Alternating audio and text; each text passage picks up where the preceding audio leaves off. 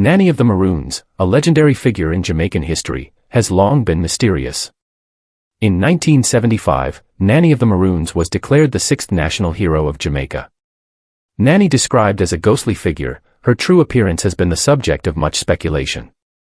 Richard Hart, a Jamaican researcher born in 1915 and deceased in 2013, may have been the first to undertake extensive research to uncover what Nanny really looked like.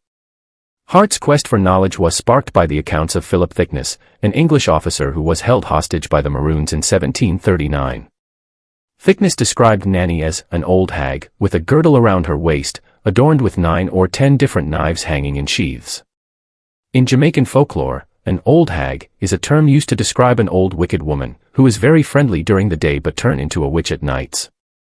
However, Hart was skeptical of this description, recognizing that it may have been tainted by Thickness' bitterness and contempt for the African woman who held him captive. Delving deeper into Maroon tradition, Hart discovered that Nanny was identified as a member of the Akan people, a majority group from southern Ghana. The Akan people include the Asante, Fanti, Akiem, Denkyira, Wasa, and Nzima, all of whom speak related languages. A distinctive feature of the Akan people is their matrilineal society, where generational family ties are traced mainly through the female line. In contrast, Jamaican society is patrilineal, tracing family ties through the male line. Further research revealed that Nanny's brothers, Cudjoe meaning born on Monday, Akampong, and Johnny, had arrived in Jamaica before her and were enslaved on estates in the center of the island. Their day names, a common practice among the Akan people, indicated their birthdays and confirmed their Akan heritage.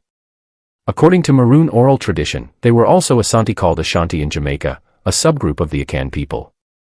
Armed with this knowledge, Hart and other researchers decided to draw a portrait of an African woman to represent Nanny. However, it is important to note that Nanny may have looked different from this representation, as the true appearance of this legendary figure remains a mystery. She may have looked like an old hag, but because it was a white man who actually saw her and was describing her, historians said, well, we won't take your word for it.